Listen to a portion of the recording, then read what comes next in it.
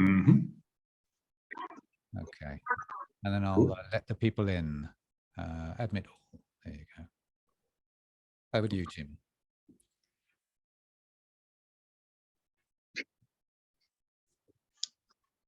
Okay. Yeah, can we start, Luke? All right.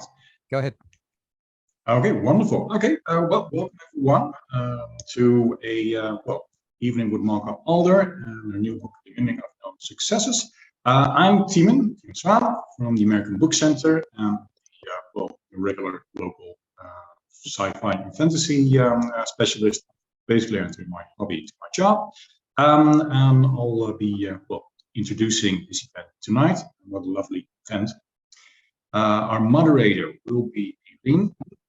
And when Malka approached me, saying like, "Hey, can we do an event again?" Because, well, we've done events before with Malka, and when I read the description of Mimicking of Successes, I knew immediately, oh, this is right up Eileen's alley to talk with Malka about it, because yeah, it's something slightly different from the democracy, this annual cycle. Yeah. As you wrote before, but very, very interesting. During the event, Helene will ask questions of Malka, and maybe Malka will also read a little bit from her new novella. If you have any questions, you can put them in the chat, type them and see it, and afterwards you can also ask some more questions. So without further ado, I would like to give the word to Helene and wish you all a pleasant evening. Thank you. Thank you very much, Timon. Well, as he said, I'm your moderator today. Hi. Nice to meet you. Yeah, nice to meet you too. My name is Elina, pronouns she, her.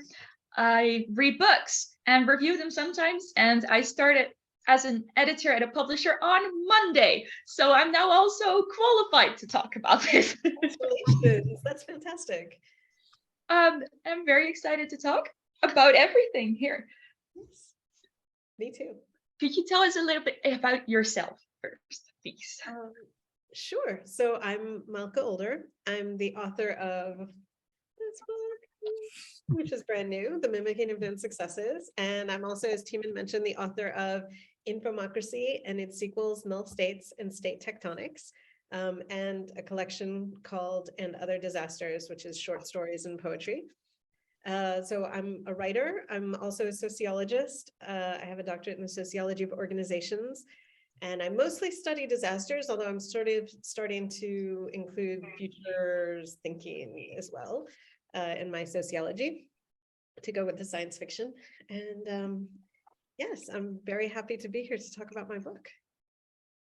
Yeah, because for the people who maybe have not read it yet, this book is really fun. Read it. Good.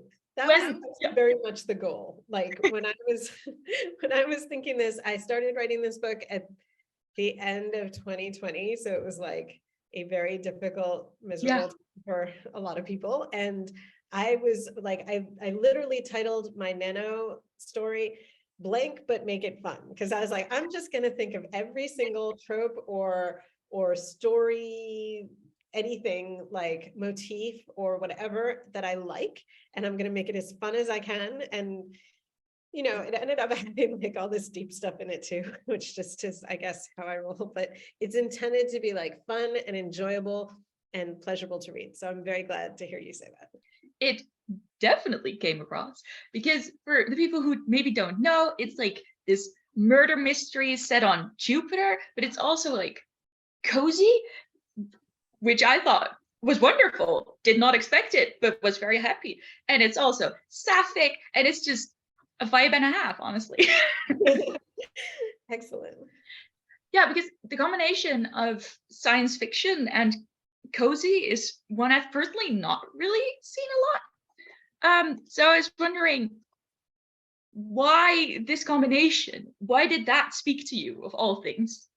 Yeah, that's a great question. And I've, as I said, I was in kind of the depths of like really needing a lot of comfort reading. And I was thinking about what was comforting for me and what books I read over and over again during those tough times, and like during other times too, but especially, during the lockdowns, when we were facing all this uncertainty and disruption.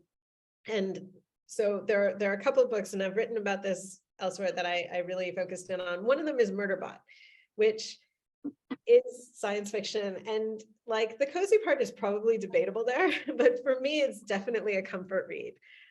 So that was part of the inspiration for it. But also I think, I don't know, I'm now kind of known as a science fiction writer, although technically I do write other things. But I was, when I was thinking like, okay, I'm going to write this blank but make it fun, I still needed a kind of hook to put it onto. And I knew I wanted a murder mystery because I read a lot of those when I need comfort reading, which is, again, something that I think it's interesting to interrogate, but here we are. And, I agree, though. I do the same. yeah, I think, there's been stuff written about how like the thing about mysteries is they get resolved unless they're, some kind of fancy modern new age, we're going to leave you hanging, which happens and which is very valuable for other things. But for comfort reading, like having a plot and having something disrupted that then gets resolved in a satisfying way, I think is really, really great. So that was one thing. And then I don't know, I had this old idea of what it would be like to write a settlement on a gas planet, or more precisely around a gas planet, and think about the ways that people would live there. And that somehow just opened up this whole range of possibilities of other things that I really like long train rides and gas lamps and sort of gas fires and all that, this whole like gas punk aesthetic. And that, linked very much into the murder mystery and the sort of golden age murder mysteries that I enjoy reading a lot. So it just kind of flowed from there. Yeah, I can really see that. Like they have a lot of like dinners within the background, like cozy fires, but like by gas, because it's Jupiter. You can't really have a lot of wood, Yes. Like yeah. I really felt, yeah. It was really fun world building because it is a ridiculous proposition to put humanity on a gas giant. I just found it an interesting idea. And once I wanted to do that, it was actually not hard to justify, because it's certainly very easy to imagine us ruining Earth at this point.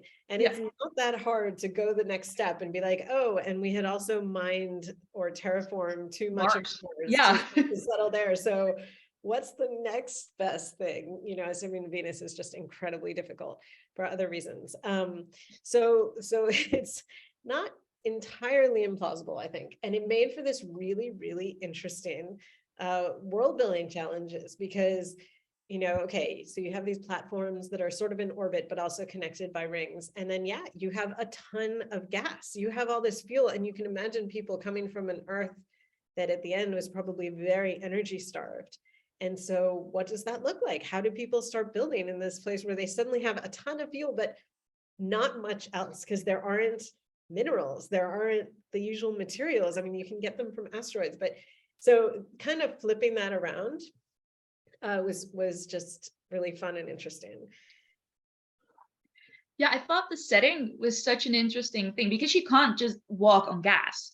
So you're very limited to the platforms where people live on. And I felt like a big theme in the book was also like a certain sense of isolation. Like there was all these towns at like the end of the world. And I know you've written it during COVID. So I was wondering, like, is that somehow like a bit inspired by the feelings of isolation during lockdown, or did that just happen accidentally? I think honestly that it was a little bit of both, because certainly like, and I didn't realize it until I was a good chunk of the way into this, fun, pleasure reading, comfort reading book, but it's very influenced by what was going on around us and what's continuing to go on around us, both COVID and like environmental concerns, biodiversity loss, climate change, like all these things are very present in it. But so there is definitely that part of it. And I think, there's a lot of sort of thinking about how people interact across different places. But that said, I also have always really liked sort of long train rides or long boat rides or other things, and kind of these remote places at the end of the line that you go to, and it feels very different in some ways. And, you know, imagining the lives that are lived in very different contexts, to me, has always been really interesting. So I think that there's a little bit of like existing kind of fascination with these sort of places, and then some also influenced by what was going on. Yeah, I could see that.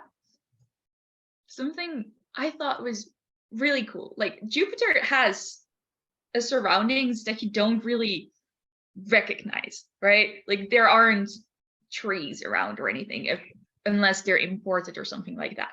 Our main character studies the classics, or like Earth. So she reads about all these things like trees and rabbits and whatnot that she has never seen.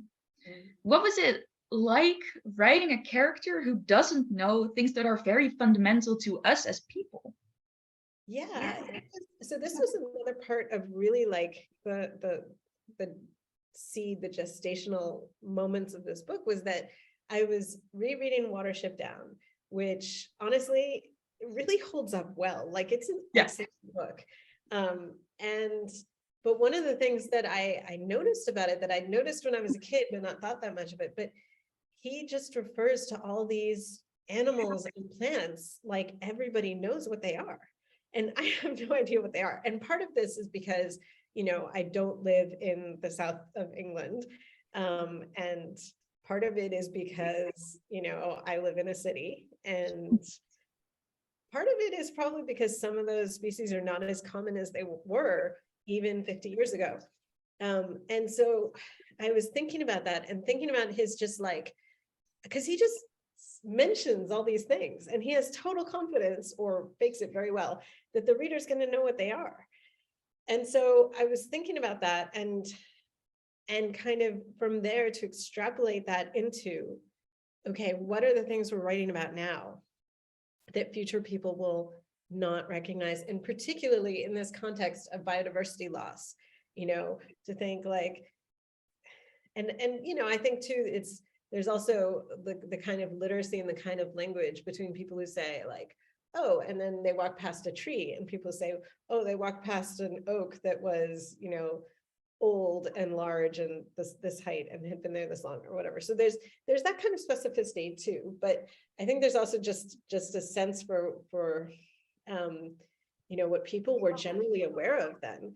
So I kind of pulled that out and said, okay, so what if we have just kind of destroyed a lot of these species and we're living on this completely other planet?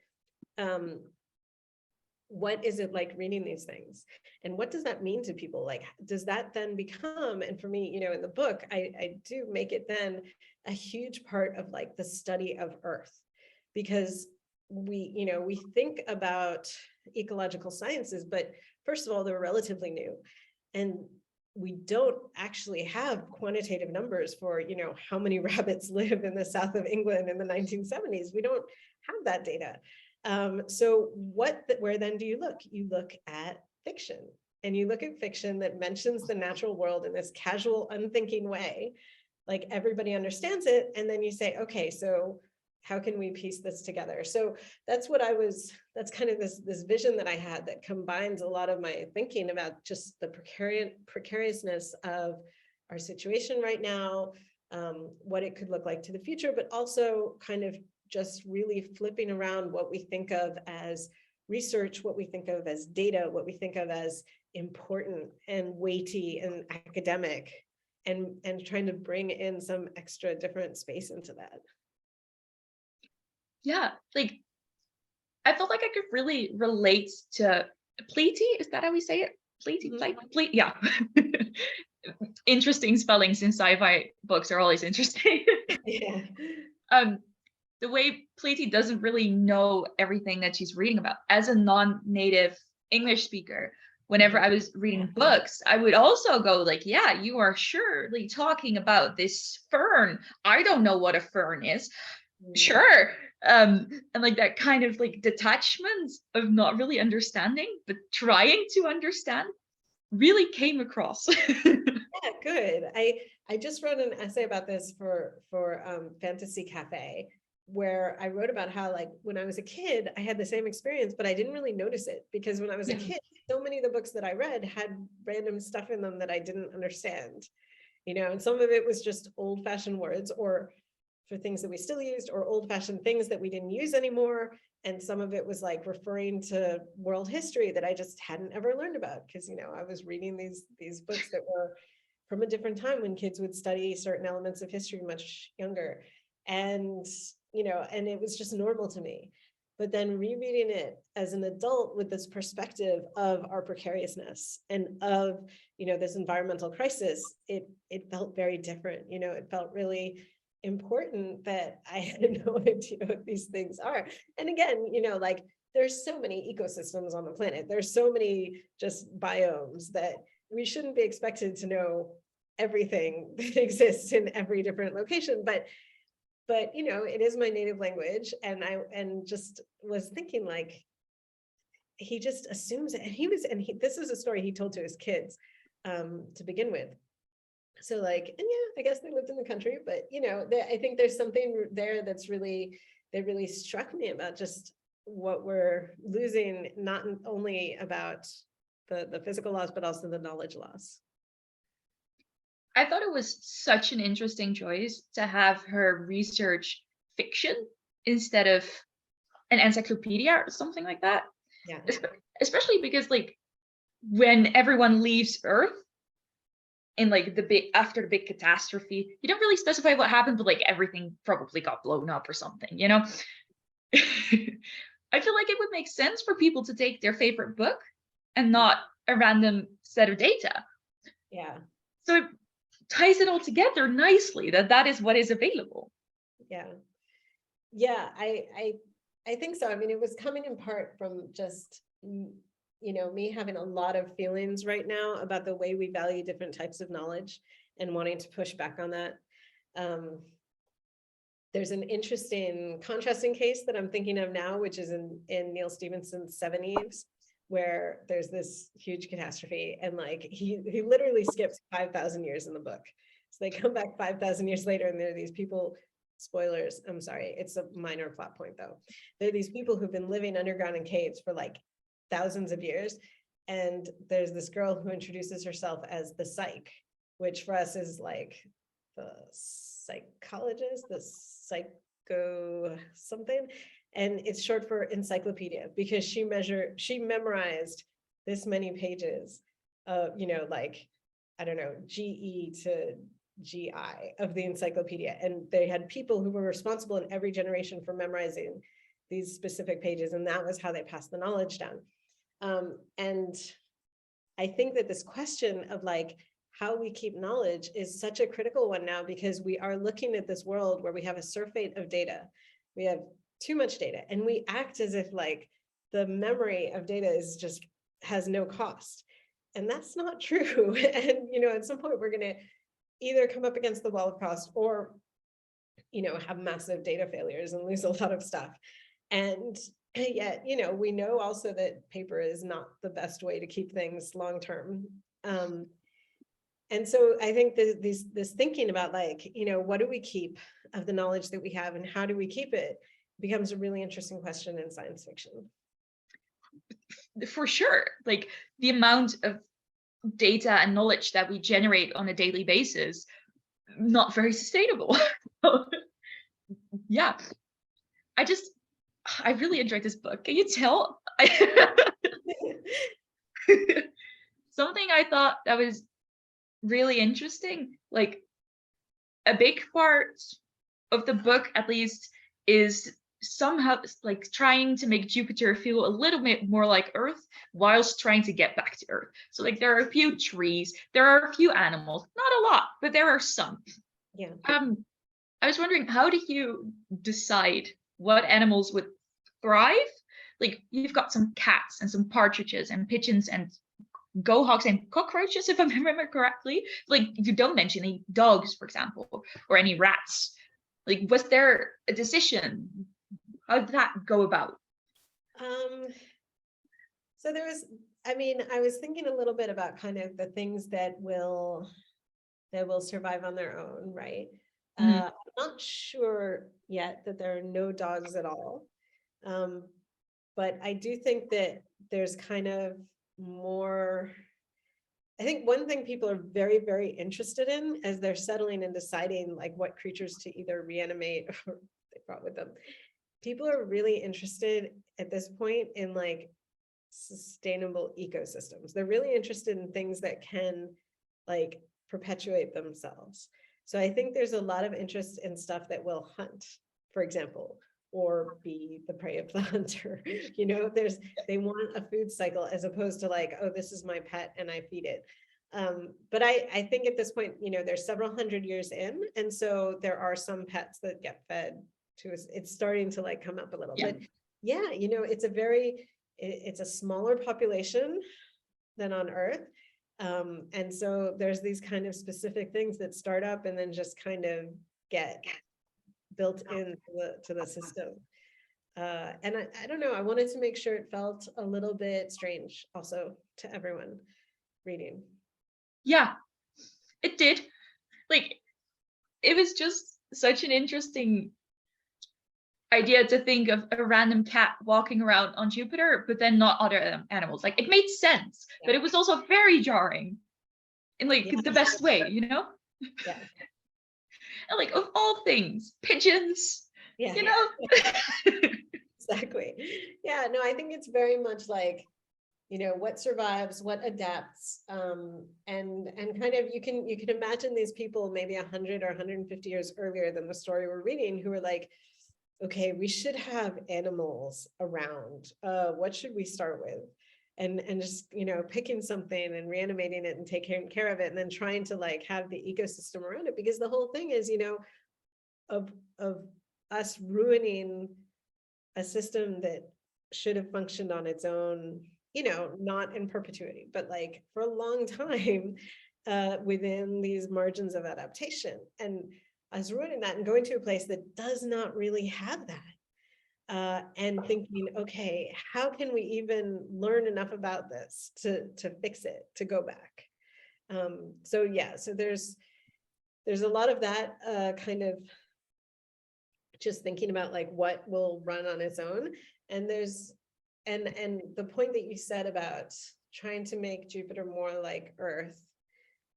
And I think this balance is really fundamental to the book of like, how much do we kind of enjoy our lives here and make our lives here better? And how much do we try to go back, which is this enormous monumental endeavor and is facing all this, you know, the fallout, and maybe not literal, but like the aftershock of what happened on Earth. And we don't even know how long that will take to clear out. So yeah. Yeah, I was especially fascinated by the gaps in knowledge. Like, you had these people who knew everything about everything, but then in the zoo, there were also mammoths walking around. And like, nobody was mentioning that that was odd. So they did not even seem to realize those weren't in our ecosystems, at least. Well, I think what's interesting, I think the mammoths were just like, people now are trying to reconstitute mammoths, Yeah. right? And so that means that we have the DNA and the whole process like already figured out. So I think there's a thing about that, just like, what do we actually have? And how much of it, you know, how complete is our knowledge about this animal that we can restart them? Because they, yeah, it's quite, it's just this huge struggle of figuring out what on earth to go back to. Oh, I see a question in the chat. Let me see. I'm just going to read it out loud and we'll see. Speaking of important, weighty, and academic, the whole university and the classics department feels very Oxford/Cambridge-esque. I, the person, think that that's what people often associate with those adjectives. Was there a direct inspiration with those universities and academic cultures there? So the fancy universities and the like high pressure environments of like high academics, or at least like the fancy British universities, were those somehow inspirational for Van de Geld? I don't. Yeah, thank you. Yeah, so yes, but very much in a secondhand way, because I didn't attend either of those universities, although I visited both of them, I think, just as a friend of someone who was there. But, I was thinking about all the things that I love to read. And those include books like Gaudy Night, which is set in Oxford and is, very kind of worked into the life of the university. And the other one that I was thinking about quite a lot is The Beekeeper's Apprentice, and actually some of the other books in that series, which is the Mary Russell and Sherlock Holmes series by Laurie King. And they're set in the 19-teens and 20s. And the main character, who's a woman, goes and studies at one of the women's colleges at Oxford, and kind of loves it. And I again, I was like, I love reading these sections of these books and trying to think what it was about that was so attractive to me, and combining it with the mystery, I think, too. So, it has to do with having a kind of closed community, but I also think it really has to do with this idea about university studies as being really prioritized in the search for knowledge in and of itself. Like these people who are there, and they're all kind of, it has something in common with like an American university dorm today, but also not that much, because there's, and again, I'm not trying to idealize the life of the universities at that time, but there was this sense of like, okay, you're here, you're going to have porters to help take care of you, so you don't have to do all the, because goodness knows these young men from important wealthy families were not going to do their own cooking and cleaning, but you're going to have like these facilities so you don't have to have that huge burden on your lives because you're studying, and that's important. And also it's like this closed community that has certain rules and certain traditions, and within that there's a very comradely interaction, but also sometimes some envy and some, jockeying for position among different departments. So yeah, I mean, I was taking a lot of my own experience of academia, but I was also kind of filtering it through this slightly rose-tinted, slightly nostalgic view of what university life could be like in a very privileged, but also very again, really prioritizing research and not just hireability later, or the other things that we think about a lot now, and that kind of association. So yeah, it was trying to find places that I wanted to spend time in to write about. Yeah, I mean, I think it's the best idea to go for something you want to write instead of something you feel like has to happen for the story. I enjoyed so many of all the settings were so fun. It clearly shown through that you were enjoying yourself. I feel yeah. I really feel like fun is this hugely important and underrated quality to books, because I find, there are books that I like a lot, that I love even, that are not fun, but I don't reread them very often. And there's something really important about books that you can reread and know that they're going to help your mood or leave you refreshed to start again. And so, yeah, again, that's kind of what I was going for. Yeah, as an editor, I read a lot of manuscripts, right? And I feel like a reader can tell when an author did not enjoy writing a certain part. Yes, I think so. It just shines through, but the other way around also really works. So I really enjoyed that. As I was looking into you, because I did my research, I also saw your previous trilogy, which seems to have a different tone. It sounded heavier, scary is, I'm not sure if that's the right word, but at least more serious, at least. You kind of stepped away from that with this, I would say. It seems so. Was that a conscious decision, or? I mean, the previous ones I hope are also fun in a lot of places, but they're certainly very different. They are very much thrillers, and they have a lot of wonkiness in them. And so, in a way it was a conscious decision, in the sense that I always want to be writing different stuff. I read lots of different stuff, and I always want to write, I just like having a diversity of sort of tones and voices and places that I'm spending all this time in, as we said. So I definitely wanted to do something different. And I have always a bunch of different projects going on at the time. So I have several actually different things. But in this case, I really was like, yeah, I just want to write the stuff that makes me happy to read. And so, I've always really liked murder mysteries, and I've always kind of dabbled in trying to write them. They're hard to write, as it turns for sure. Yeah.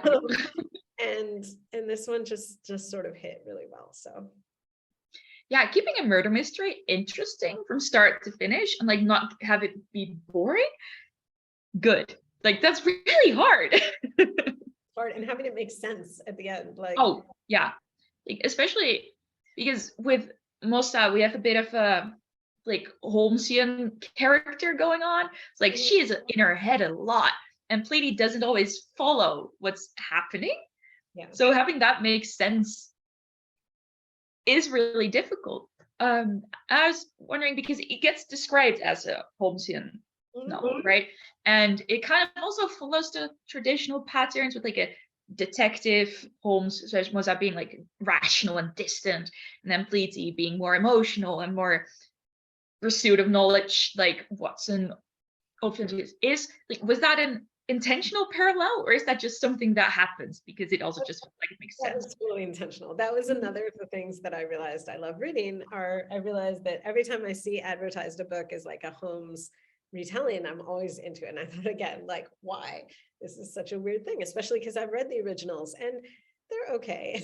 Like, I don't know that Conan Doyle had ever actually spoken with a woman or a foreigner, or like maybe even a doctor. I don't know. He was a doctor, but still, he just like, he was pretty clueless about some things, but he had this amazing fundamental sort of conceit that we have repeated in all these different books, many of which I love a lot. So I mentioned the Mary Russell and Sherlock Holmes already, but there's also the new books by Sherry Thomas, the Lady Sherlock books, which are just brilliant, and lots and lots and lots of others that I've loved. There's a Catherine Addison who wrote the Goblin Emperor, wrote this really bizarre surreal Holmes adaptation, and like there's just so many.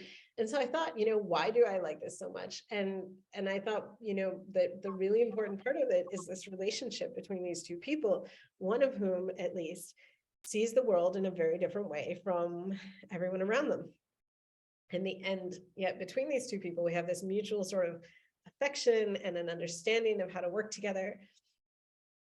And I think that dynamic, whether or not it's romantic, because I've seen it done both ways, romantically and totally platonically, and working really well both ways. But I think that dynamic of like affection, but also really different ways of thinking and how they work together and how they don't, and that creates a lot of interest that can pick up some of the slack in the murder mystery, or like not necessarily pick up slack, but counterpoint it in fun ways, as well as just being kind of a relationship that makes people interested and want more all on its own. So that's what I went for. Well, it worked, if you ask me. Something I also found really interesting when looking into your previous trilogy, like it seems, I haven't read it, but it seems to center a lot about the concept of democracy, right? Of like leadership. Whereas in this book, basically no leaders really get mentioned. Like there's a throwaway line somewhere at the end of someone talking to a leader at some point, but that is kind of it. Was that like a decision you made, or did that just happen? It kind of happened as a function of the kind of book I was writing. I think that it is very centered on the academic world. And so we see some about the academic leaders and much less about the sort of planetary leaders. Mm-hmm. And I think I said a lot of stuff in the first trilogy, and this book is about saying different things, which is not to say, I do think that it involves a lot of power dynamics and a lot of sort of thinking about decision-making, collective decision-making. So I hope I haven't completely fallen away from that part, but it's certainly, yeah, it's, you know, we contain multitudes and we need to write lots of different things from ourselves. So yeah. As I think you touched upon this earlier, but next to being an author, you're also an academic. I saw that you wrote your doctorate exploring disaster response, which I thought was cool. Did that research or any research you did into disasters affect the writing of this book? Because it is set in a post-disaster world, after all. Yeah, sure. And I studied disasters in large part because I worked on disasters before I went back to school. I worked for international NGOs for a long time doing disaster response as well as kind of longer term projects. And so, yeah, I mean, for me, because I worked on so many disasters in post-disaster contexts and sometimes post-conflict or during the conflict, I think it's kind of, you know, to me, it's not something that is sporadic. It's something that's definitely going to happen one way or another. Like there are going to be disasters. Yeah. And the questions that are really important become like, how do people deal with them? And how do people work together? How do people not work together? How do people misunderstand each other? How are decisions made?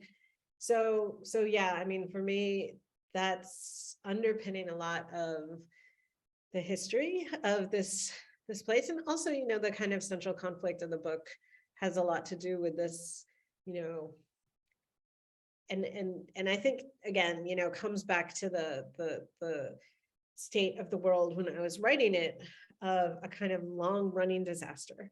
And in that case, you know, who are the people who are saying, we need to change this at all costs and be back to normal as fast as possible? And who are the people who are saying, well, we're in this situation, we need to make it as comfortable and, you know, have as much dignity and do what we are doing with our lives as much as possible. And how do those things conflict? And how do people then, you know, try to get their side of that at all costs? So a lot of it was definitely thinking about those elements and those questions of back to normal, or, you know, not, and even not, like, how radically do we rebuild? Do we do something beyond what's been damaged or overwhelmed or perturbed by the disaster? And yeah, so there's certainly a lot of that going on in the book. Yeah, because it's set like 300 years, something after the disaster, like hundreds of years after the disaster, right? So nobody in this book has seen Earth, has experienced it, knows anything about it. And yet Pleady is so, like, she's so hopeful. She has so much like vision for the future. Like she truly seems to believe. Yeah. I thought that was very fundamental, like her belief in the world. And I was kind of wondering, like, is that optimism? Did you also feel like that was an important thing, or was that just part of her character, or was that part of this? Well, there's two things about it. On the one hand, I definitely think it's an important thing. Like, I think we need to, you know, if you consider the situation in the book, on the one hand, you can say it's hundreds of years after the disaster. On the other hand, you can say they've been in a state of emergency for hundreds of years. Mm-hmm. Like they have been living outside of Earth, not by choice, in this incredibly hostile environment for hundreds of years. So it can sort of go either way on that. And then, you know, on the other hand, you can say, well, this optimism, like you can look at this and be like, they did something amazing. They actually managed to survive and set up this whole new sort of situation. And okay, so they've done this, they've succeeded in surviving, which is amazing. And so, you know, of course, they're going to have some optimism that they can take that next step and go back. And on the other hand, you can also say Pleady is optimistic in part because she has a purpose. She has this job, which is prestigious, and it tells her what to do to make them get back. And she can just follow through and do it. And she's contributing to this enormous thing. And whether it actually happens in her lifetime or not, like she feels like she has a purpose and a reason. which is, I don't know. I mean, you can see that as cynical, or you can see that as fundamental, like that we need a purpose, and that she enjoys what she does, and hopefully it will contribute to something greater. But yeah, I think there's a lot of different ways of looking at what's going on in the book. There's also in book 2, which is coming out next year, Fun. and it includes a trip to Io, where Masa is from, so the moon, which was actually initially settled by rich tech bros, and then they found out that it didn't work as well as they hoped, and the kind of crashed, which means that all the people who went to Jupiter, which seemed like the much less likely place, were better settled. So Io, which is like hugely seismic and just has constant eruptions, there's still people there, but they're not doing as well. And so they go there, and Mawson makes a comment at one point that, like, if you compare us to the time when humanity was on Earth, in some ways we're in a much better position as a species, because we are on, she actually says, I think 2 moons. I haven't figured out which other moon they're on yet, but we're on a planet, and these moons, we actually have like these colonies that are separate, which provides more resilience if a disaster happens to one of them. And so even if we have a smaller population, we still have a large enough for the species to have a decent gene pool, and we have this like extra sort of safety of being on different planetary objects, and that's way ahead of where we were. So yeah, it's kind of, there's a lot of different ways really of looking at how the situation is. Yeah, for sure. I'm really excited about the part 2, by the way. Like, I was wondering that, because Goodreads does say like #1, so I was like, is there good? There's a lot of space for book 2. Like, it leads up to that, I feel. We announced book 2, so it has a title. It's called The Imposition of Unnecessary Obstacles. Written, it's done, that one's all set. I'm in the middle of book 3, which is not contracted, so I can't promise it, but like, I have hope. And it is just so much fun to spend time with these characters that, yeah, I'm hoping it'll continue for at least, I have ideas for at least 5. And who knows, because it's a detective series, and detective series tend to be kind of long and ongoing. So that was my initial conception, as opposed to my other series, which I initially thought it was just a standalone, and I didn't even realize it was a trilogy until quite a bit later. Yeah, so speaking of your other series, like, that was a trilogy that garnered a lot of praise. Like, I kept seeing nominations and people going, oh, this is wonderful. How did that influence your feelings regarding your next book? Like, did it add pressure because people had expectations, or did it make it easier because you'd already proven yourself at all the parentheses? And I think I felt the pressure more just with the sequel to the first book. Mm-hmm. And then, yeah, like getting that trilogy done and people being happy all the way to the end of the trilogy, it was really great. And, it's kind of both. On the one hand, like, it has definitely allowed me to keep writing and take the, like, justify the time and have enough money to kind of keep writing stuff while I work on other things too. But like, so that's huge. At the same time, as I said, this is not the only thing that I have been writing that was different. And I wrote a bunch of stuff that either hasn't found a home yet, which I still hope it will, but who knows, or I haven't finished yet and I'm still working on it. But the point is, it's like publishing is just very, very uncertain. And even if you've had a fairly good book, there's really no guarantee that your next one will get picked up. And by good, I mean sold. I don't mean like quality good. I mean a good. Yeah. So, I was really pleased that this one got picked up. I felt fairly confident in it when I finished writing it that it was a good book, that I thought would also appeal to people, because again, I was really writing just exactly what would appeal to me. And I'm pretty sure just from talking to people that there are other people with similar perspectives and preferences. So I was hopeful for it, and I'm really glad it got taken. But yeah, it's a very uncertain business. It's a very uncertain business. So, I do feel like I can call myself a writer, and I can continue to write, and I don't feel like I have to prove myself in any way to, I don't know, people who think science fiction should all be hard science, or people who, on the other hand, think, I don't know, mysteries can't be set in science fiction books. Like, I feel like I can write whatever I want. I don't feel like it's definitely going to get published. So we will keep trying. My agent and I will keep trying, and hopefully we will get lots and lots of books out there. Yeah, I always think it's really interesting when people, like, when authors go outside the box, you know, like publishing nowadays is very trend driven, I feel like. So whenever pirates are the next thing, everyone writes pirates. So I really enjoyed how this did not really fit into a box, you know? Yeah. Yeah, like a bit of a risk maybe, but I think it pays off. And to everyone watching, if you want more of this, buy the book. Do it. Just tell your friends. Yeah. Your friends. All right, there's a question in the chat, but it's very long. So let me see. Someone It's is an interesting one though. Yeah, oh, you see it? Oh, wonderful. Okay. Oh yeah, you can see the chat too. Yeah. Okay, so I guess everyone can. If not, we should read it, but hopefully I think to paraphrase it, because like it's getting recorded, so it's probably for the people who might watch later. Someone's asking, after like the evacuation from Earth, there was like chaos everywhere, and what that means for the continuity in learning and teaching. Did people change where the value lies?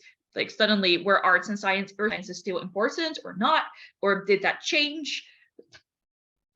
What a summary. Yeah, this is a great question. And I love the thinking about the world building. Yeah.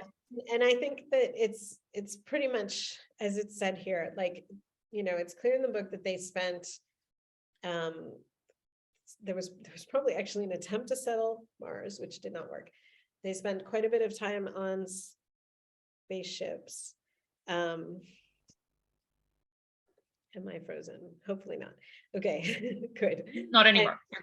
Good. Okay. So they spent quite a lot of time on spaceships, and then, you know, built this thing very slowly, which would have been very, very, very precarious at the beginning.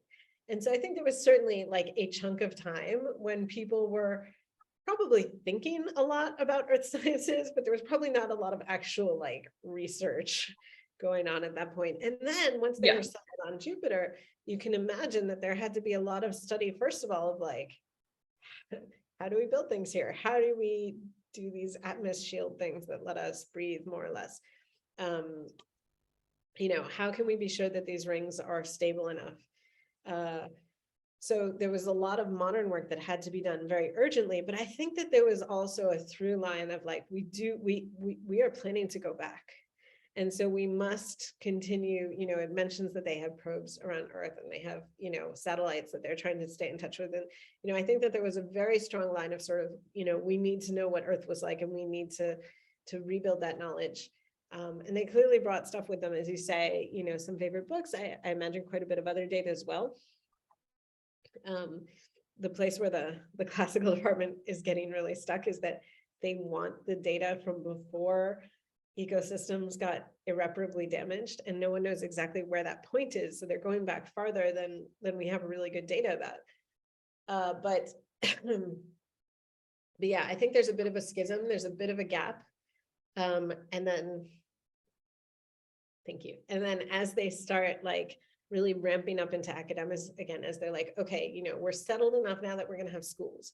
And then when people finish schools, there's going to be a university for them to go to. And I have a little bit like, maybe that was in my head a bit because by chance, just by where I lived, the place that I went to school in the United States was the first high school that was started in the United States. And then they say Harvard was actually founded to take the graduates from that high school. So you see this sort of progression of like, we have this idea of formal schooling and we start here and then we go to here. So once they have the status of being able to have a university, I think they're quite soon after that, the classics will be started of, you know, we definitely need to have a department that's entirely focused on Earth and how we make it okay again, how we make it livable again. But I do think that having that schism, having that dividing line, and for me, of course, it's really interesting to look at this from the perspective of, you know, our human history and the way people are constantly like, oh, we've got to look back at what the ancients did. And, you know, thinking about that, the way we think of classics now, which is a pretty narrow definition of a certain period of history and in the time and place. And there was kind of a schism there when in the Western learning tradition, there was this, a lot of stuff was lost and then came back through the Islamic tradition. And so there was this sense of like, oh, these things that we can study from a great distance are valuable and interesting and perhaps, you know, have some higher virtue than we have today. And you see that again in stuff like Egyptology and like the phenomenon around archaeology when they started digging up stuff in Egypt. And you see that in a lot of the ways that we sort of fetishize the Victorian age now, including gas punk. And you see that in, you know, in other cultures all over the world in the way they talk about previous ages. And so to me, this was a way of kind of both poking fun at that, but also, you know, really interrogating what it means and why we think that these things from the past are so important and valuable. Yeah, I thought it was really, like, as you're saying, like, we focus on things from the past.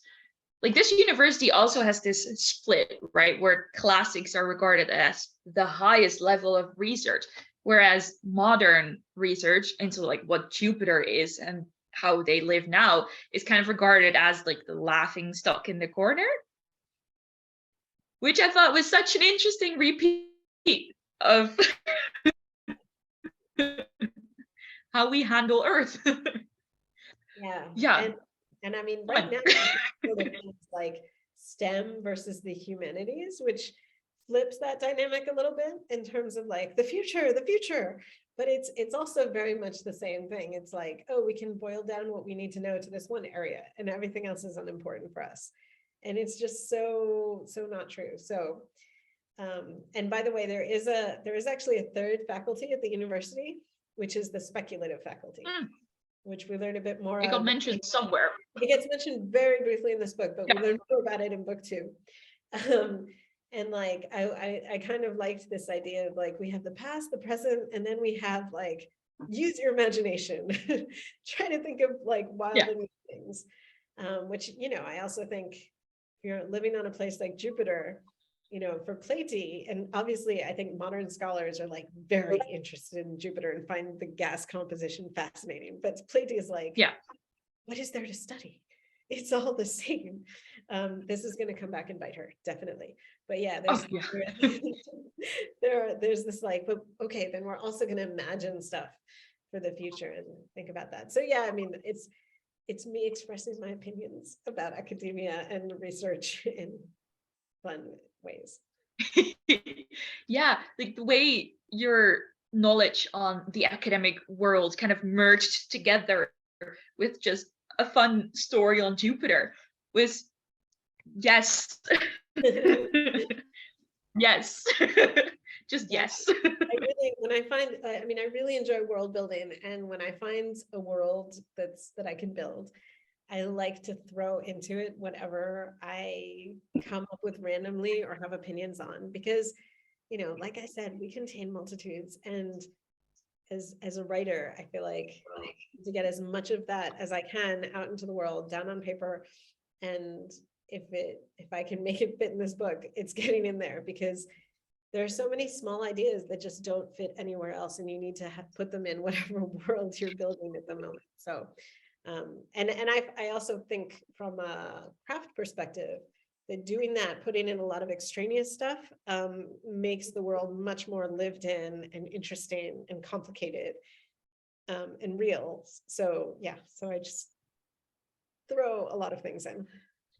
Yeah, for like a dead planet or like a gassy planet, it felt very alive. It felt very like organic, like it made sense where things were and how things moved. And as you say, like you throw in a lot of things, but like with world building, things get added or things get taken out.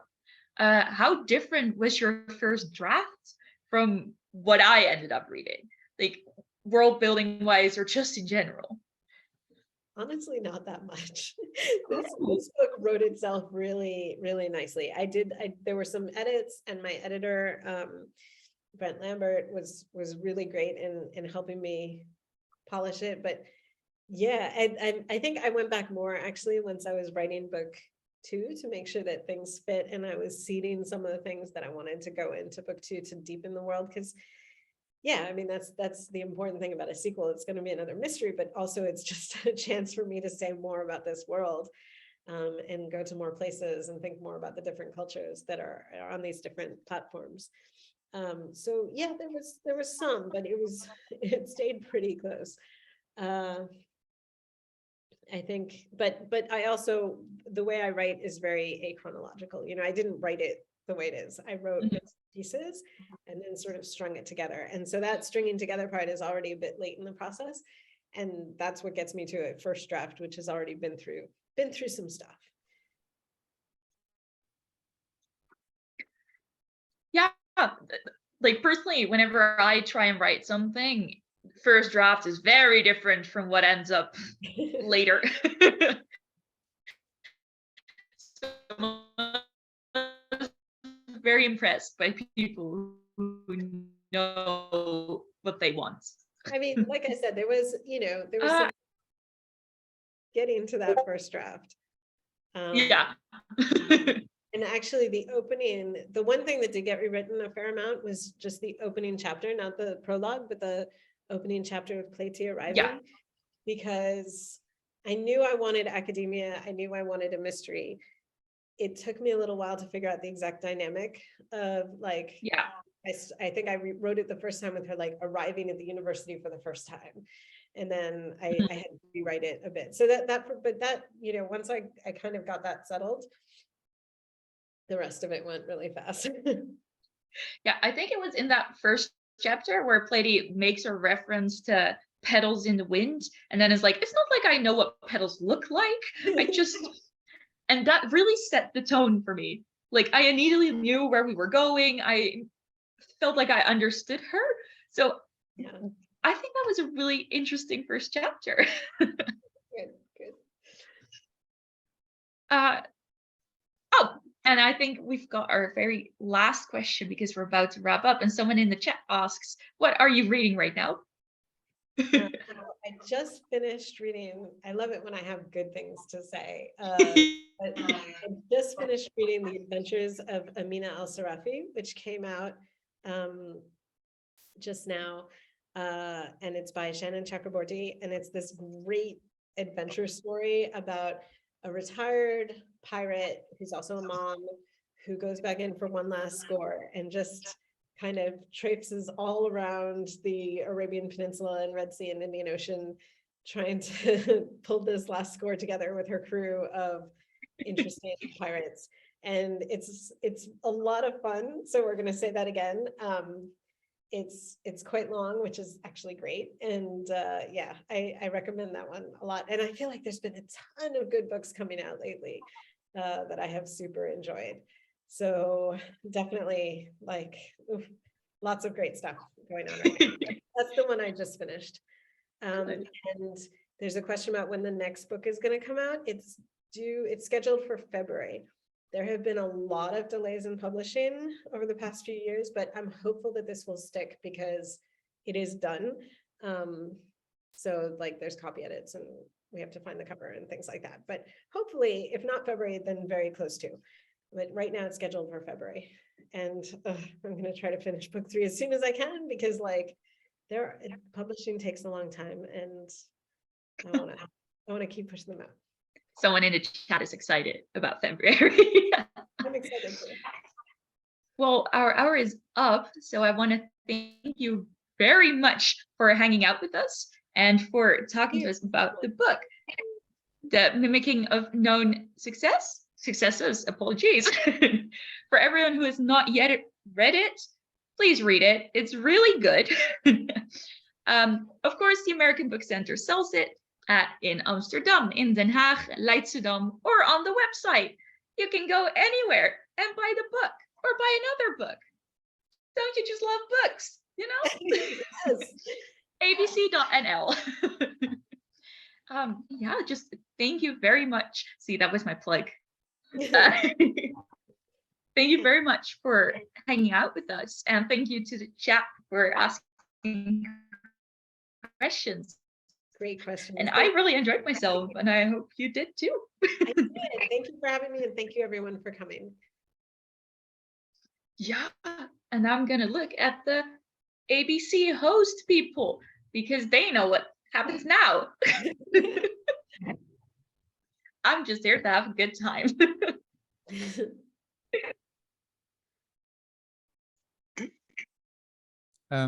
Shall I round it off? I'll just say thanks to you guys for coming. Thank you. And there you go. There's my beardy face. Thanks for joining us all, and with Timon here as well.